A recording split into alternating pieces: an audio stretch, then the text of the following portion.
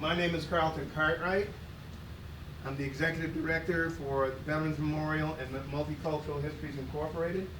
Today is Sunday, June 5th, 2022, and we are in the city of Brandon, Florida. Sir, what is your name? Scott Marshall. And what branch of the service were you in? United States Air Force. Okay. When is your birthday? 13 May 1975. And what city do you live in? I live in Lithia, Florida. How long have you lived here? Lived there? I've lived in Lithia, Florida for the past 10 years. Okay, and besides myself, my other photographer, cinematographer, is Jeff Salazar. His mother's here as our first assistant, Ramona Salazar. And my other director is Colonel Cynthia Cook. Now then. And good help is hard to find. Yes, sir. Okay. All right. All right. What branch of the service were you in? United States Air Force. Okay, and what were you doing? What year did you go in the military? I went in the military in 1994 Why? to get out of my hometown, Where was that? New Bedford, Massachusetts. Why did you want to leave? It's just the city itself was. I was a city kid, and it was a city life, just trying to get away from the negative pull of the city. Okay. A lot of challenges growing up? I would say so. My mother did a great job of keeping us out of trouble. Right. So for me, I was engrossed in a lot of music when I was young. So just growing up, I sang a lot, and but that helped keep me out of trouble, kept me out from running the streets. And but then the time just came where I was about 18 years old, 18, 19 years old, and I said, it's just time for me to try to do something different. Okay. Why did you choose that branch of the service? Well, my whole family is actually veterans, so from they cover every branch of service, and my uncles specifically told me that you need to go into the Air Force, and so that's what ended up happening. They did not want me going into the Navy or the Army or the Marines. Why not? So they just said that the quality of life was going to be a lot better, and so it just went down there, and it was pretty forceful. So, Really, huh? Oh yes. Very adamant? I have some very big and uncles, quite a few uncles. So yeah, I definitely listen to them. My foundation. Yeah. Okay. Pause just a second. I'm sorry,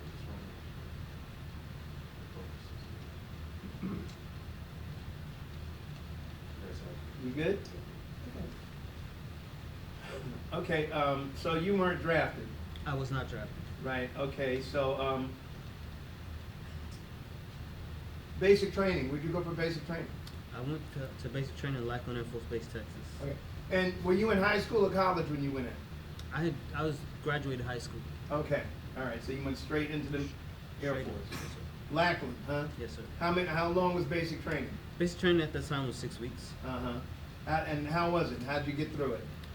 Tell us about it. It was pretty cool. It was a culture shock at first because of my upbringing in the city. I was a really cocky kid. Right. And I go there, and I was being told what to do every second of the day. So to adjust to that and have to learn how to work with the team and do the things that I had to do to graduate. So it was a culture shock for me. Okay. So. But you acclimated. Oh, absolutely. You adapted. Absolutely, you have to. But it was a good learning lesson. Good teacher. Anybody get injured during basic training? Not during my basic training. Okay. No, All right. All right. How did the Hispanic population look at the time when you were there? Actually, I had in my specific flight. Either Hispanic or minorities, just generally. Yeah, in my flight, we had a good mix of a flight of minorities. And we had actually people from other countries that happened to be in my flight, so it was really a mixed bunch of people in my flight specifically. Yeah. Sounds like another melting pot. It Like was. what other countries? I remember England because we had a guy who was actually from England, and that was his nickname. But he was he was from England and had the accent and really really cool gentleman. Okay. Really cool gentleman. How'd you like Texas? Texas. Texas was it's different than the city. I will tell you that. It was definitely different than the city.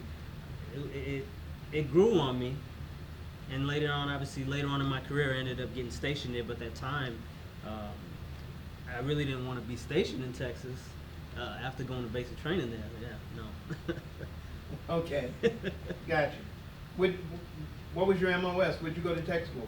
I went to tech school in Shepherd Air Force Base, Texas, and so I stayed right there in Texas for almost a year. Oh. After basic training, actually 6 months after basic training. Okay. My MOS was aerospace ground equipment, a 2 Alpha 6X2. It was what? Aerospace ground equipment. Oh, okay. So I learned to, my job was basically like a jack of all trades. Hydraulics, pneumatics, electronics, gas engines, diesel engines, pneumatics, anything that, and the equipment that I worked on was the stuff they used to fix all the aircraft. So, yeah, I touched a lot of different things. So I had a lot of training. My training happened to be 6 months long. Okay. Oh, okay. So that was 24 weeks. Did you take a break in between, by the way, basic and tech school? No, I and did go not. home or anything? No, I did not. Just It went wasn't- straight to. Right, straight to Right, Texas. just- Yes, sir. How far was Shepherd from Lackland? It's about 3 or 4 hours, I think. North. Okay, about a couple hundred, 200-300 miles. Yes, sir. Okay, Yes, sir. got it. Northern Texas. Oh, all right. So where was your first duty station? My first duty station was Luke Air Force Base, Arizona. What was the name of it? Luke Air Force Base Luke? in Okay. Arizona. How long were you there? I was there for 4 years. And what'd you do? Aerospace ground equipment.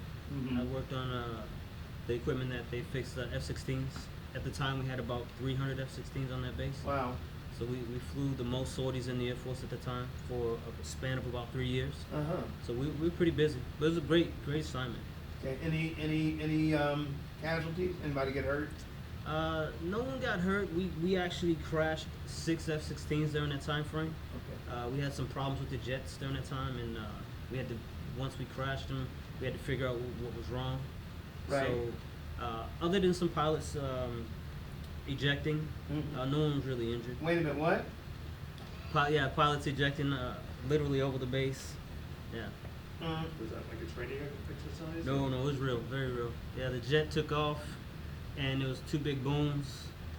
The pilots ejected, and the aircraft actually came down just outside the gate, outside the fence line, Uh-huh. and it just blew a big mushroom cloud. Boom. And please tell me the parachutes open. They did.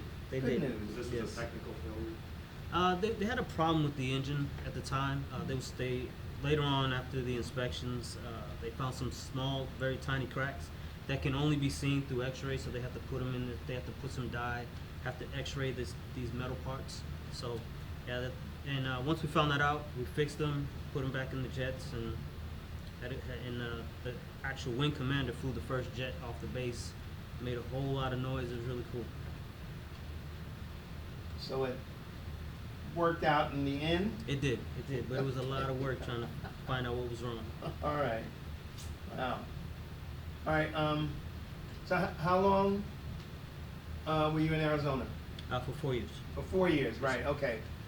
Okay. So did you ever have to do any TDYs or anything? I did. I deployed to Prince Sultan Air Base in Saudi Arabia while I was stationed in Arizona. Really? How long were you there? I was in Prince Sultan for about 4 or 5 months. I believe it was 5 months. And what was your job there? Same thing? Same thing, yes sir. Okay. And were you in combat? No sir. Okay. Did you? We flew sorties in support of the Operation Southern Watch. So we just made sure that we deterred the skies over Iraq at that time. Did you get any awards or citations for going there? Yes, I received a commendation medal at the time. Okay, all right. Did you what was your rank when you got out of the service? Senior Master Sergeant E8. E8? Yes, sir. Okay, all right. And how many years did you do altogether? 24 years, 6 months, and 2 days. I believe your paperwork said you got out in 2019? Yes, sir. Okay, so, Could you have served longer if you wanted to 30 years? I could have, yes. And Absolutely. why didn't you?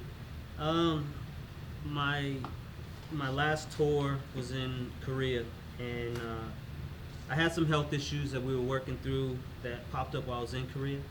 And then at the time also, that's a year tour away from the family, so I had already been away from my family for a year. One of my sons was in the senior year of high school, and they wanted to send me to New Mexico, so I would be away from my family for another 3 years. So I was like, I'd already given 24, almost 25 years, and I had PCS'd over 10 times. So I called my wife and said, hey, what do you think? And she said, you know what else do you have to do? What else do you need to prove? You've done pretty much everything.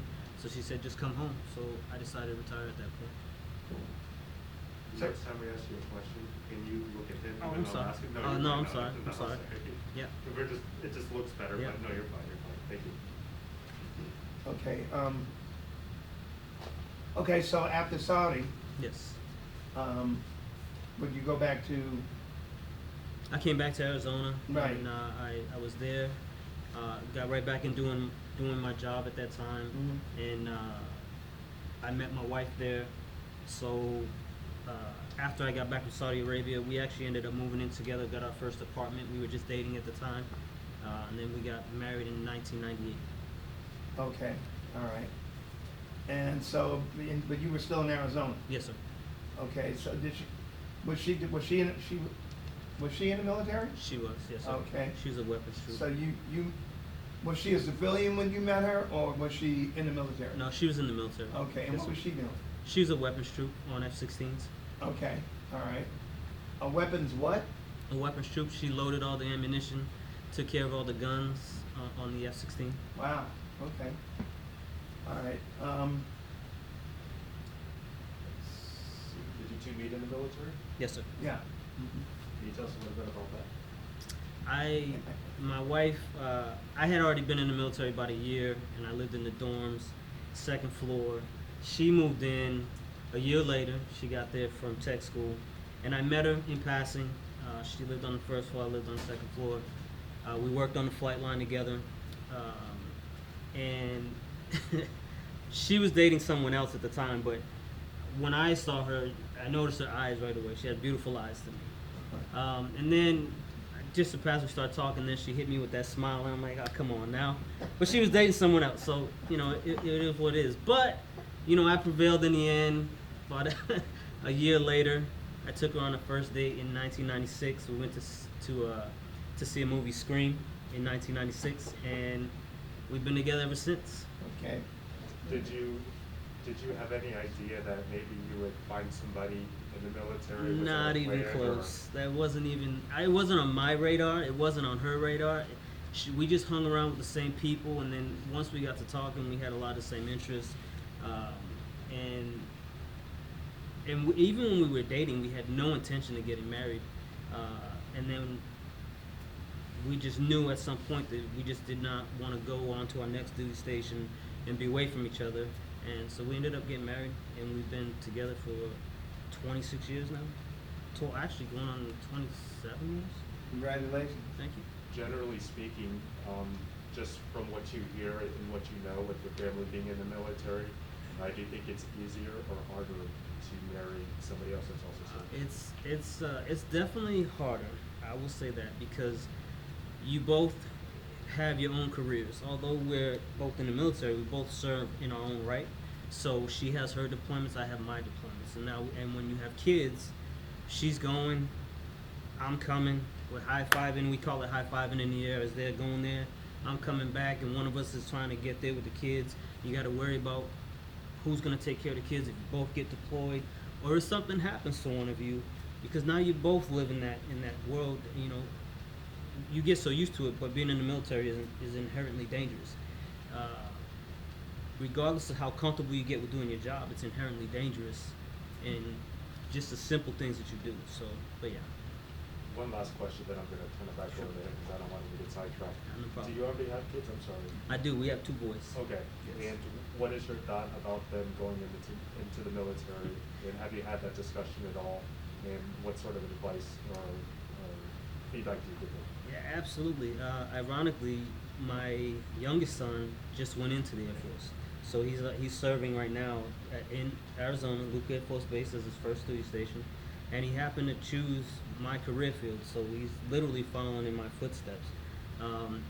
Not really what I wanted him to do at the time, but I always knew that he would end up going in the service at some point in time, and he did. My oldest son didn't want anything to do with it. He loves the family life side of being in the military, but he does not want to wear the uniform. He doesn't want to serve in that capacity. I think the other thing that another issue, I should say, about being married in the military, and it doesn't matter which one if both of you are in the service, Yes. or if one of you is active and the other one is not, there's always going to be a possibility that you're going to be separated Absolutely. due to orders that you might receive. Absolutely. So that's, Absolutely. it can be very, very sensitive, It is. issue. It's definitely a challenge. Making that kind of commitment. Yes, sir. Besides the one that you signed up for, you know what I mean? Absolutely. So it can get very hairy. Okay. So after Arizona, any memorable? Give me a couple of memorable experiences that you had in Arizona. Well, the first obviously was meeting my wife. The second was as I spoke about earlier with the aircraft, when we crashed the jets, they actually grounded all the aircraft on the base for about 2 weeks. So we worked around the clock. Everybody worked around the clock to figure out what's going on because we needed to get back to flying. What was like 12-hour shifts? 12-hour shifts around the clock. It was constantly there for 2 weeks straight through the weekends. We had to pull every engine out of every jet. Wow. And they had to be inspected, so that's a large undertaking. But the wing commander made the statement that I will fly the first jet off this base. He wasn't going to put anybody else in that position. Right. So we did all these inspections, put the stuff back together.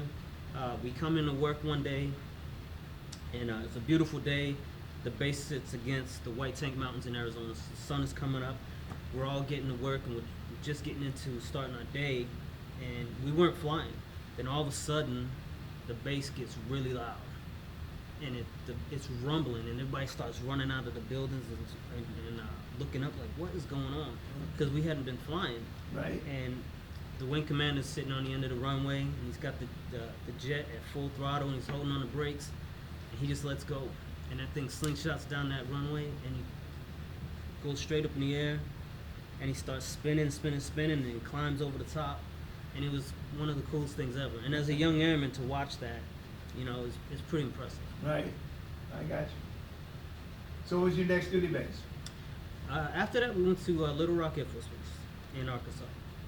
Okay, and that was the name of the base, Little Rock? Yes, sir. Okay, and the same job? Same job. How long were you there? I was there for 2 years. 2 years. Okay, and so what was that like? It was interesting because at that time, a lot of race issues in Arkansas. Didn't I ask you? Go ahead. So we went, me and my wife, when we PCS'd in, we had a young son with us, and we literally PCS'd in. You get a briefing from the base to not go past a certain point in Arkansas at night if you have darker skin. Right.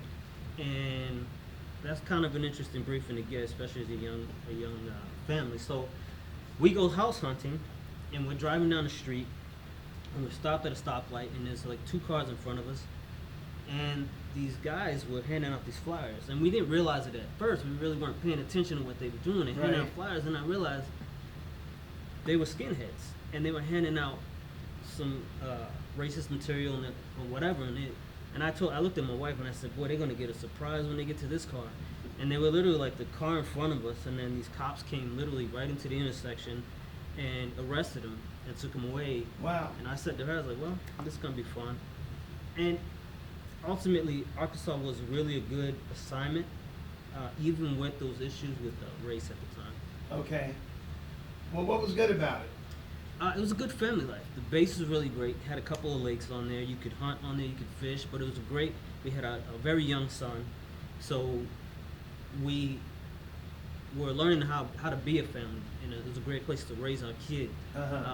Without having to go too far outside the base with some of the stuff that's going on out there. So it was in that aspect, it was really great. At that same time, I became a member of the base honor guard, where we would learn how to we would bury veterans and active duty members. Okay. So aside from doing my own job, I would do that as well. So I spent a year doing that, and I at the time I buried like 47 veterans and active duty members. Wow. So were you one of the soldiers that carries the caskets? Yes, sir. So you have to be pretty buff for that, huh?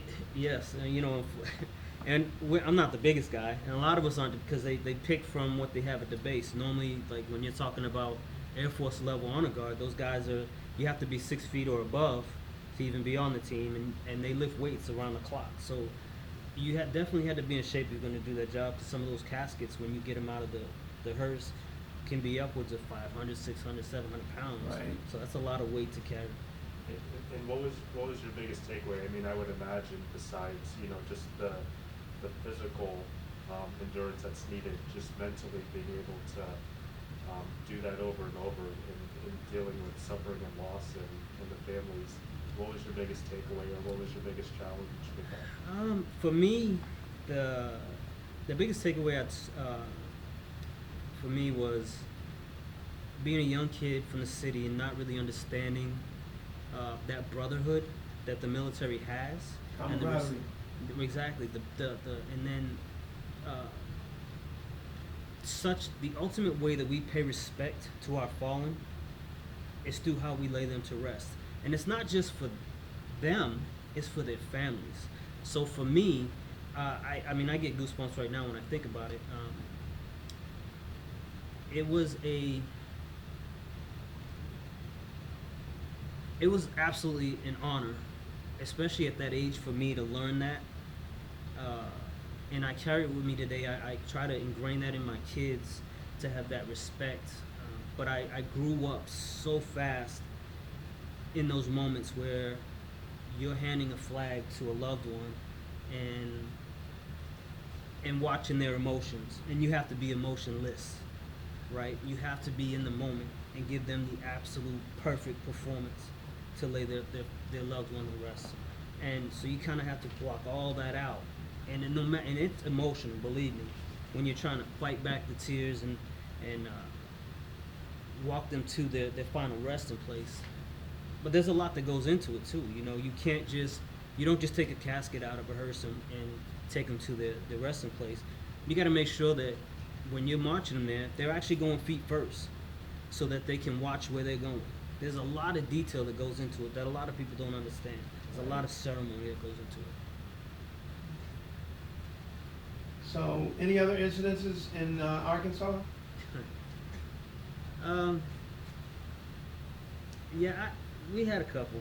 There was one incident where on honor guard, another racial thing, where we went to go bury someone up in northern Arkansas, and the family didn't want us to bury their member because a couple of us were of a different color than the family. So we called back to the base and said, hey, they don't want us to bury their loved one, and our team leader back in base said, hey, listen,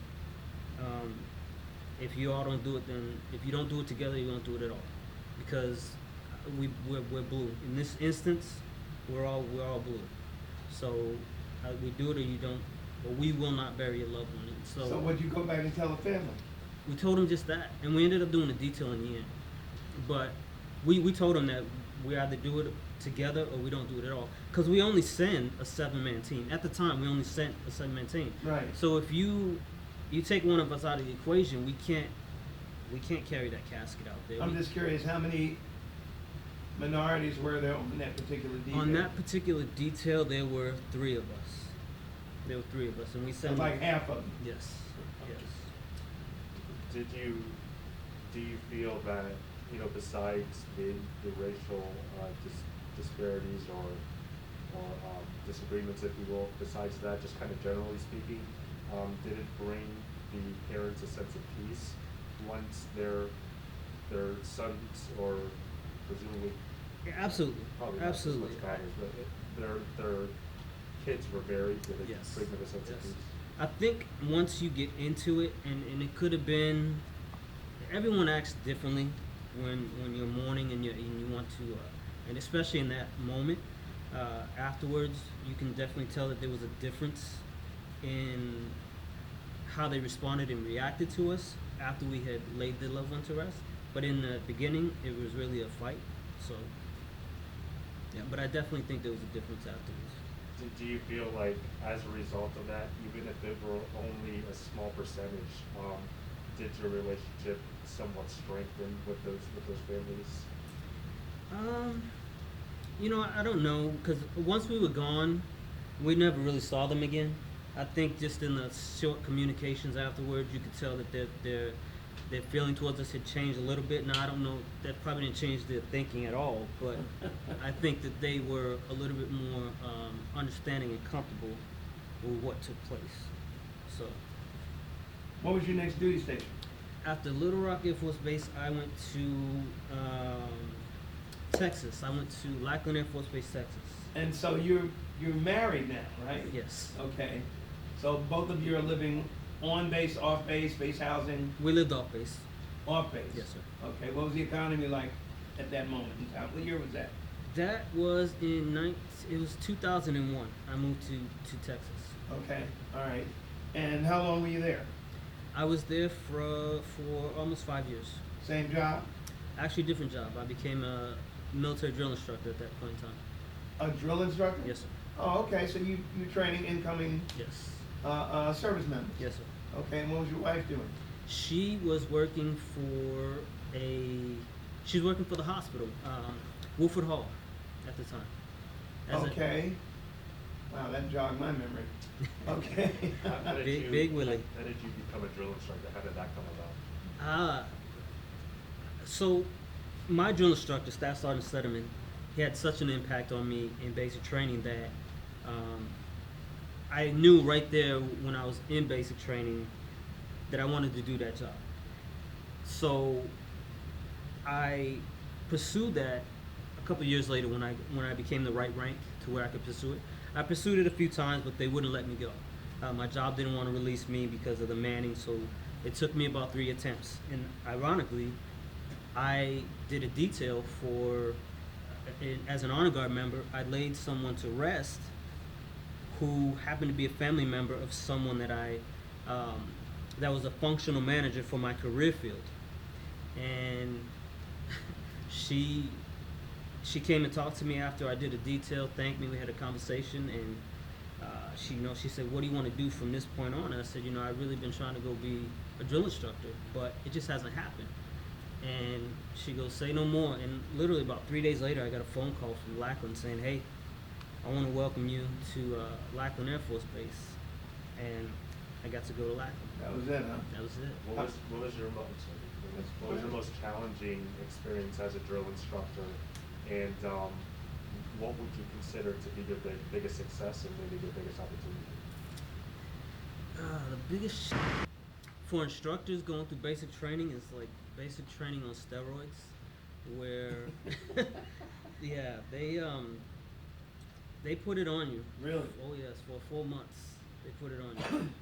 So 16 weeks, huh? yeah, they give it to you, but you have to teach and teach and teach. And the instructor that taught me, she had this thing where no matter where we were, if she wanted to see something taught, she would stop somebody and have you teach. So you better get comfortable with teaching. So we would march down somewhere, and she would stop somebody on the side of the road and say, "Hey, do you have 5 minutes?"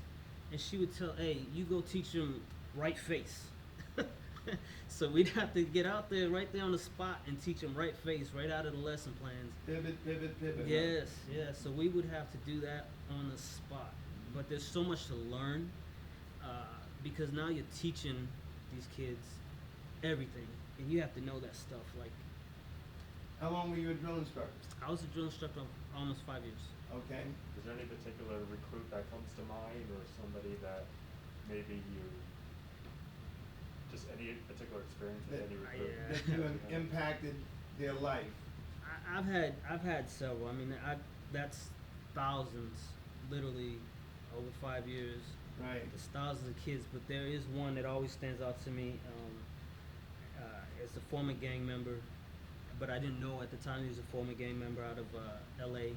and he just stood out different through the whole through his whole flight, through his training, and then at the end, long story short, at the end of training, his family came in and his mother gave me the biggest hug, and I get hugs from family all the time. Thank you for doing this for my son or my daughter, but she grabbed me in a way and just wouldn't let me go, and she was crying, and so I was okay. That was a little bit weird, but so that I'm supposed to ship them on that. This happened on a Friday. Uh-huh. I shipped them on a Sunday. Sunday night, I shipped them. I come in on Monday morning, and there's a letter on my desk with 2 photos, and the letter's from him explaining his history of this gang that he was in. But he had a picture of him with his gang, and he had a picture with him and his family and his blues on his graduation day. And that's what the thank you was for. Probably saved his life. Yes, and that's what he said. And I actually still have a shirt that he was the artist in the flight. So he drew a shirt photo of me with the flight, and I actually have it hanging in my office in my house. How was the food so far? The food up to that point to me was good. I was skinny, so all that starchy food, I needed it. So I needed to be a fat kid. It did you a favor, huh? Yes, absolutely. Okay. All right. So where'd you go after Lackland? Well, and by the way, I mean, any time that you moved to another base, were there any problems that you and your wife had in order to, be able to? Were you ever separated? We were separated in Texas. So I was at Lackland. She was at Lackland at first when she worked at Wilford Hall. But then she ended up having a PCS up to Randolph Air Force Base, which is about 20-30 minutes away from where our house was. Okay. So we were separated at that point, working on 2 different bases. And then... but that wasn't so bad. That wasn't bad. I'm talking about, you know what I mean, a couple yeah. across the country. Absolutely. You know what I mean? Several hundred miles, that kind of stuff. Right, yes. I mean, that did happen. That happened through deployments, obviously. Her deployments and my deployments, but the 2 main ones was I spent two different stints in Korea. So that's a year away, where she was stationed in the States and I was in Korea at 2 different times. So that was 2 years of doing that. So where'd you go after Lackland? After Lackland, I went to Scott Air Force Base in Illinois. Okay, and what was your job there? My job there was not age, it was dealing with comms. So I became a part of a team that's called a Contingency Response Group. And we actually were a small unit that was created to respond to hotspots around the world, around the globe, whether it would be storm damage or fighting. Okay. We had the capabilities we would basically take communications to wherever we went, and we could talk to anybody in the world. But a lot of our stuff that we did happened usually during natural disasters. When communications would go out, we would go in and we would set up communications so first responders could talk to each other, or we could talk to each other. First comm, Yes. Any incidences? Anybody get hurt? No, not during that time frame. Okay, and how long were you there in Illinois? I was in Illinois for about 3 years. 3 years. Yes, sir. Wife with you? Yes. Okay, cool. So where'd you go after that? After that, I went to my first tour in Korea. How long was that tour? At Kunsan Air Force Base. That tour was a year. It was what? It was a year. A year, and okay. Was your wife able to get there with you? No, it's a separate tour. Right. So it was just me. What was your job? Same job? Same job. Aerospace ground crew. Okay, and what were the people like on the economy? How did the Koreans treat you? I thought the Koreans were great. They treated you like family. Really? Yes. That was your experience on the economy? I did. Did you live off base or on base? I lived on base. But you got to go off base Yeah, on R&R. yes, all the time. How was the food? Food was great, especially if you're eating off base. Yes, the Korean food was phenomenal. Especially what? The Korean food. Oh yes. Okay. Great little- Yeah. Oh man. So tell us about it. How was the job? Was it a regular job? Was it regular 40-hour weeks, or was it shift, or what? It was definitely more than 40-hour weeks. Working in Korea, you don't have family with you, so you're constantly working around the clock, especially in Kunsan. So it's either at the gym or you're at work. Is really what you were doing. We Yeah. worked around the clock because the mission there is a lot different because you're so close to the DMZ, and that's your mission out there is Right. to defend the South Koreans. So we were training around the clock and just really, really busy. Definitely busy. You ever see any combat there? No, sir. Were there any negative incidences? Anybody get hurt? I did. I had a young man, just an injury where he dropped something on his hand and he ended up lopping off the top of his fingers. Oh, Lord. What was your rank by the time you got to Korea? I was a tech sergeant my first time. Nice. E6, yes sir. Okay. Did you travel anywhere out of country on R&R? Not during that tour, no sir. No. Did you get to go around Korea? Oh yes, absolutely. South Korea, Yes, right? sir. Yes, sir. And, Beautiful country. And the people were congenial. Yes, yes. What was your next tour? My next tour after that was Spangdahlem, Germany. How long were you there? I was in Spangdahlem for 3 years. With or without your wife? With my wife and kids, yes. Nice. Okay. All right. And what was it? Same job? Same job. Communication. It was back in age at this point in time. It was what? Back in aerospace ground equipment, doing my Okay. original job. Okay. And so, did you guys live on or off base? We lived off base in And Speicher. How'd you get along with the Germans? Oh, we loved them. We loved them. They were great.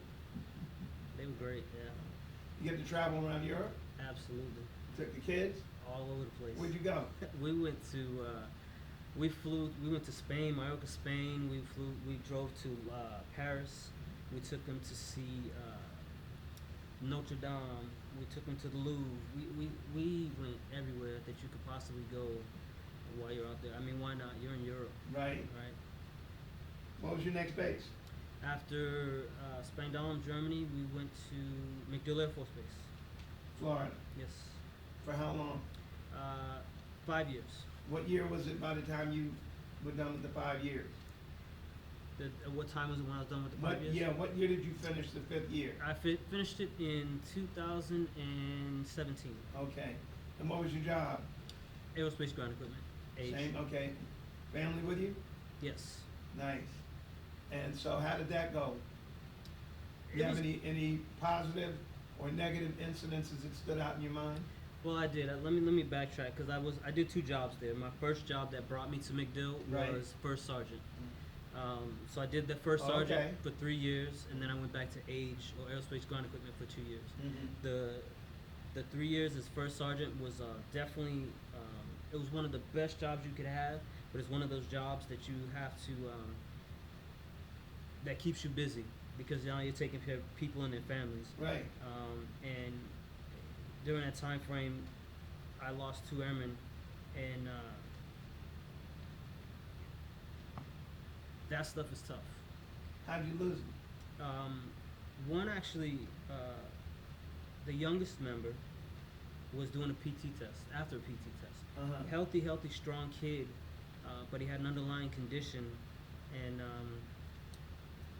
he was at PT and basically just stopped breathing and went into a coma. Wow. And passed away 3 days later. And the second one? The second one had, again, a very healthy guy and ended up getting diagnosed with cancer. And he battled cancer for like 2 years. Up and down, and then finally he just lost his fight with it. And it changed him. How old was he? He was my age. So he was, when he passed, I believe he was like 38, 39 years old. And the other one? The other one's very young. He's about 22 years old, Wow. 22, 23 years old. Okay, so after Europe, where'd you go? After Europe, that's when I went back to MacDill. Okay, oh, right, okay. So, okay, so you said it was 2017 when you finished at McDill, Yes.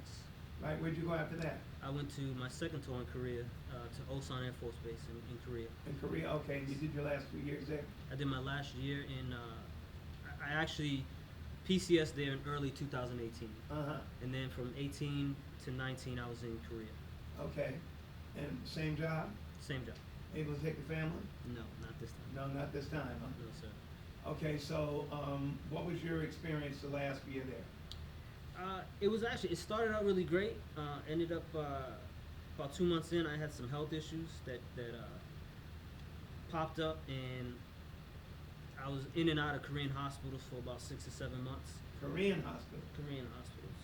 So it was just rough on me. I lost about 40 pounds, and trying to run a flight, and while you're dealing with your health, didn't know what was gonna happen, and everything at that point in time was just kind of leading to some really bad stuff. So I didn't know if I was gonna make it home. To be honest with you, I thought, I used to tell them, I'm probably gonna get sent home in a box, which kind of, it was tough.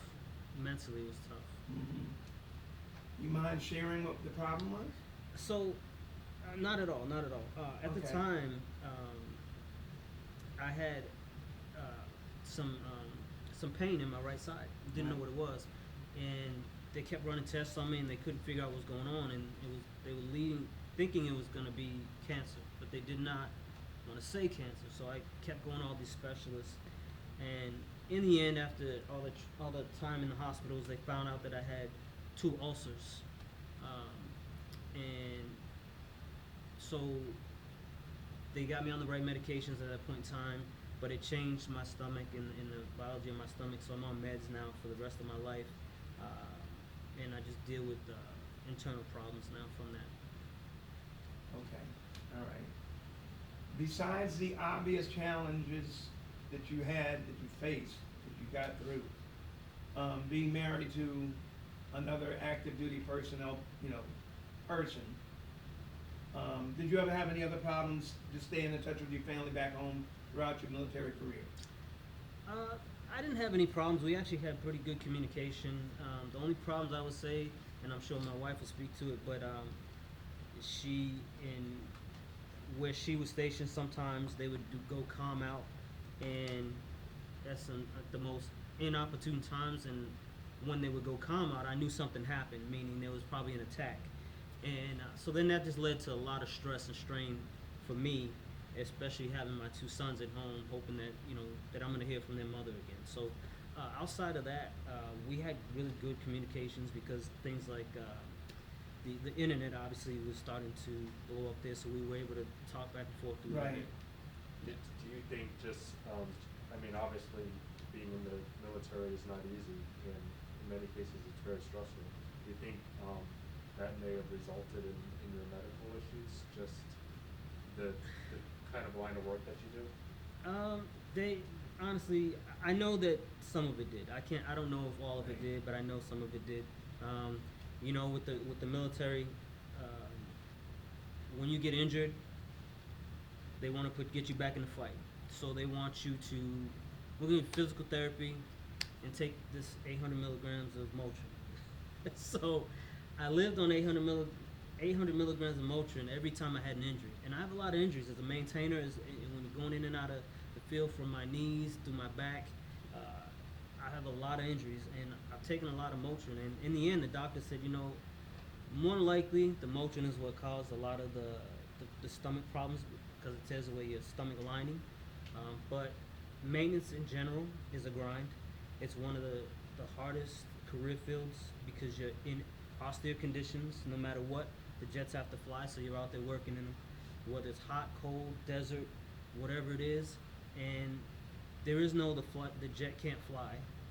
You have to make sure it flies. The mission has to happen. So maintainers, they stay dirty, they drag knuckles, they bang wrenches. Some of the unsung heroes, because you wouldn't have an Air Force if you didn't have maintainers. Jets don't fly on their own. Right. You can have a pilot. Pilot can't fly that jet if the jet's not fixed, if it's not airworthy, right? So But maintainers work around the clock. When people get weekends off or a day off, maintainers are there all the time. There is no, oh, the maintainers don't work. Somebody can shut down to go to the gym. Maintainers don't shut down to go to the gym. You got to find that time on your own. So. Do you think, not to criticize the military, because I'm not asking you to do that, but do you think that the military properly, cares for maintainers the same way they do like boots on the ground, or is there any, could that be improved at all? I think it could absolutely be improved. I think that can be improved for any job. I think that they need to treat military members like sports athletes and give them that level of sports medicine. Your body is your weapon, right? You're using that physically to take care of the mission, to take care of yourself, to make sure that you live. You depend on your body to save someone else, save yourself. I love sports, but we should have that level of care. SOCOM, our special operators get it, and I think that's phenomenal. But I think that should be across the board if you want to keep us healthy and not have these injuries. I think that's something that would definitely help in the long run. So it obviously needs to go beyond like special ops and certain. Right. Yeah, and I know they're making leaps and bounds. The VA has been great, especially after I've gotten out of the service. The VA has been phenomenal. But I think that while you're in and you're going through it, they should have that level of care, so that when you do have an injury, it's not just, hey, go to physical therapy, you get rubbed on you get a massage, or you do whatever for 30-minute session, and then you go back to work, and then you're expected to be able to do this PT test 3 months down the road after you just had knee surgery. What did you do? And that's an when you got out of- exaggeration. I'm sorry. What did you do when you got out of the service? I went to school, finished up working on my degree, and then A degree in what? HR, human resources. Gotcha. Yes, sir. And then I opened my own business. My wife said, why don't you do this? I said, you sure? She said, yeah. I said, okay, well. So I started my own business, and I customized vehicles. Okay, nice. And you've been doing that ever since you got out of the service? Yes.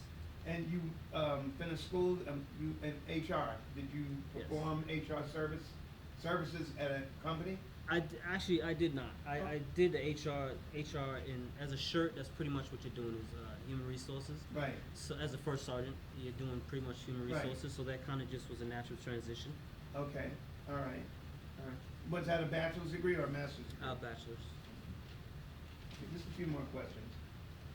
Let me see. Oh, by the way, did you feel like you had throughout your military career have all the supplies that you needed to do your job?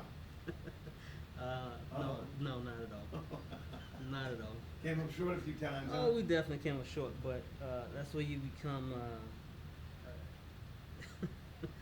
You get pretty ingenious and you work things out Okay. to make things work. So I guess that has a lot to do with being able to compromise adapt and overcome. Yes, or sir. what's the other word? Improvise. Improvise. There you yes. go. Yes. Yes. Sometimes you just had some You had to. extra Band-Aids laying Yes, around, huh? yes, yes. Okay. All right. Let's see. So you did do your GI Bill, right? I did. And we did talk about citations and medals. A little bit, probably. Yeah. What did you get? Wow. I have four MSMs. What is that? Meritorious service medals. Gotcha. I have, I think, 3 or 4 commendation medals. Uh-huh. And about 4 or 5. Can't remember the medal. But there's quite a few on there. Okay. Maintain any close friendships from the military? A ton of them. Ton of okay, them. cool. All right, 2 more questions. Or maybe 3. Anyway, did your military experience influence you think about war, about the military in general? No, not at all. I think for me, knowing what these young men and women go through, now that I've served and I watch them, I just pray for them, and I know what they go through, and I hope that they don't have to face some of the things that I faced, and not that it was bad stuff, but they shouldn't have to face equipment shortages when they're trying to get stuff done. They shouldn't have to face the medical issues when something's hurt or they're injured. They should be able to get taken care of and not just push back in the fight. So I look for that to be better for this next generation. Is there anything, oh, wait a minute, sorry. How did your service and experiences affect your life? Well, obviously for me, I love the military. I bleed blue to this day, even though I've been out for the 3 years. But my body just doesn't function the way it used to now. Obviously, my knees, my back, my stomach. But I get up every day, and thank God that I'm still breathing. I'm upright, and I can do something that day for someone or someone else. What would you tell your children and family or other young people about being service connected? Or what kind of advice do you have in this day and age? Mm-hmm. What kind of advice do you feel is the most valuable advice that you can share with people in your family or your children or young people? In relation to being in the military or serving? Yeah, in relation to the world today, is your worldview? Oh, yes. I want them to understand that from my family or families around the world or just the United States, that we are still the most dominant, most trained, most professional service military out there. I know there's a lot of people, they watch the news and we may not respond or react to certain things, but understand that that's a political thing. We stay neutral for a reason, but we train constantly to be professionals. That's why we're the profession of arms. We train to make sure that this nation is safe, and they are absolutely 100% safe. Whether it's the last generation, this generation coming up, they are well trained to take care of the mission. Is there anything else that you'd like to share with us? I don't know, sir. I'm good. I want to thank you for your service. Thank you. Appreciate And I it. want to thank you for a great